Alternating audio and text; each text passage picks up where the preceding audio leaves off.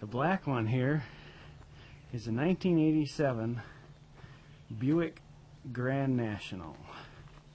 It was about the fastest car made in the 80s. It's got a turbocharged V6, fuel-injected V6 engine in it. I drive the Grand National most of the time because it's kind of a family car along with the high performance. And here we are rolling in to downtown Hopkins at 10 o'clock at night. And boy, has Hopkins changed since the days when I used to cruise. It's not even as bright down here as it used to be when I used to cruise.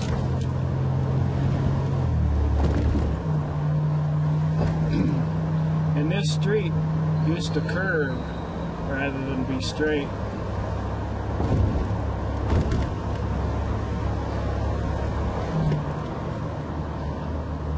Over here, that used to be an empty parking lot. We called it Fox's parking lot. And then over there on the corner, where it's that funky, nasty tasting restaurant, that used to be Mr. Donut, where the Sober Rollers motorcycle gang used to hang out. And yes, we even have the CB radio on. Ah, the memories. Cruising down here and listening to the radio. I'd have soft love songs on. It's what, 25 years ago. Jennifer Warren's, England Dan, John Ford Coley. Boy, those were the days. The CB is now quiet. This used to be Suburban Chevrolet. This building wasn't here, it was a Chevy dealer, and that movie theater wasn't there. That was also part of the Chevy dealer. And there would be kids all over the place. Walking up and down on both sides of the street, jumping from car to car.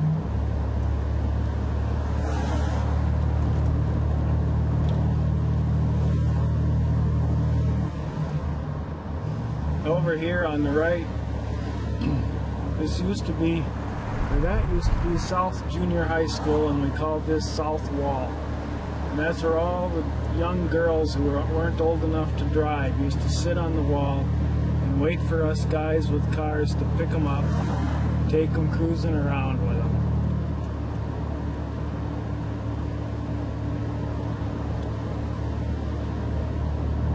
The cops hated us.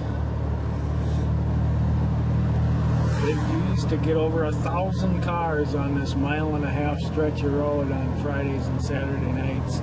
People from all over the state of Minnesota. On the corner here used to be a 7-Eleven. That's where I used to turn around and head back the other way. We're going to go a little bit further down because I had a few other adventures further down here. Man, what a difference 25 years makes. Actually, cruising went on here until about 1987, when they finally shut down the town and drove us all up to Anoka. And cruising lasted for maybe a couple years in Anoka, and then they made it illegal. They seem to be making it illegal all over the place, in all cities. And over here on the left, it's now townhomes, but it used to be a trailer park called the Pines, and a lot of runaway girls, at least in the summertime, a lot of runaway girls used to sleep in there between people's trailers.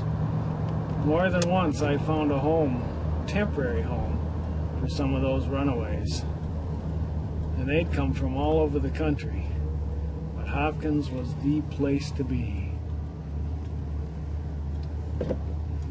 Straight ahead used to be a Schwinn bicycle dealer, and there was a big fire in the early 80s and it burned it down. We used to play frisbee in that Schwinn parking lot too. And then over here on the left, it now looks like it's called Tuttle's. But that used to be the Yellow Sub Bowl and nightclub or whatever. Everybody hung out at the Yellow Sub. And this Conoco on the right is actually in the town of Minnetonka.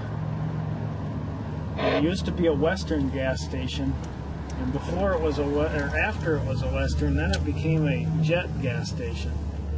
And we used to come down here and hang out when we got kicked out of the parking lots in Hopkins. We'd all hang out down here in the gas station. And now we're heading back up the other way. We're going to make one more pass through town as I relive my youth. And this is where I used to bring all the girls I met off Jamline. Remember when I talked about Jamline earlier and played you that little audio clip on my computer? In the good old days of Jamline. I remember one night a big car chase started here. We were all talking on the CB, and my friend California Fox, we all used CB handles. Of course, I was Panther, Northeast Panther back then, actually, because I lived northeast Minneapolis at the time. And he went by California Fox.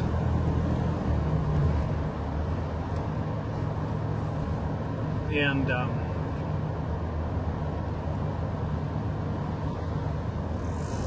we were all talking on the CB radio when some drunk kids started calling one of the girls on the radio a slut. And I'll tell you, that led to a big, huge chase. A chase where they were going the wrong way down the highway. And the kids he was chasing was throwing full cans of beer at California Fox's car, trying to break his windshield. They never succeeded in breaking his windshield, but they did end up getting beat up pretty bad by the guy who was riding along with California Fox.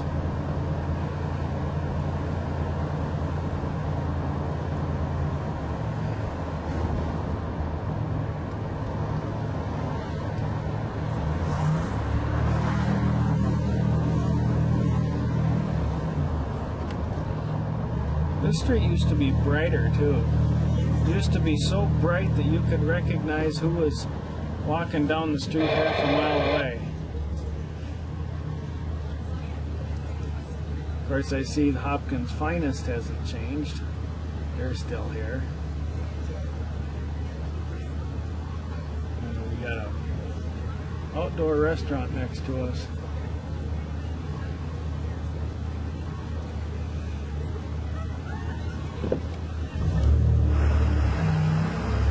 Wonder what he thinks about me filming him. Who cares?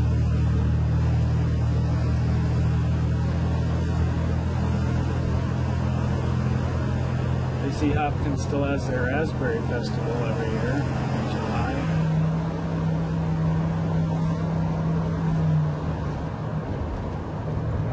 Some nights it would be so crowded down here it would take us 2 hours, 2.5 hours to go from back there at that former 7-Eleven where I used to turn around. It isn't a 7-Eleven anymore. Up here to Burger King. And one night it even took me 45 minutes to turn around in Burger King. But I tell you, those were the days.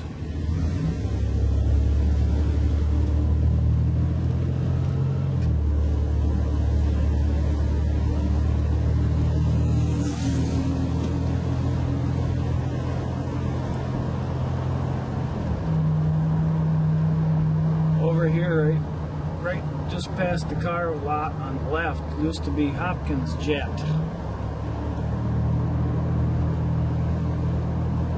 And then where this Honda dealer is, that used to be the Hopkins 123 movie theater. And here's the Burger King where we used to turn around.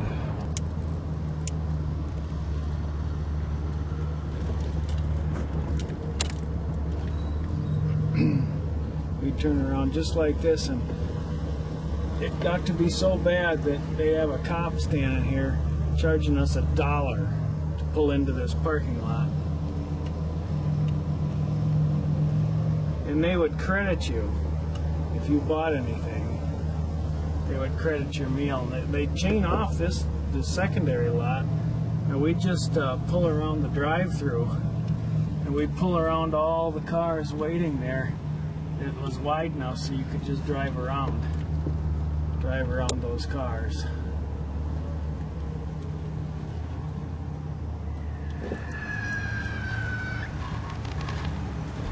Fireworks. Well, so ends my memories of downtown Hopkins. But there was a time when it wasn't as quiet as this.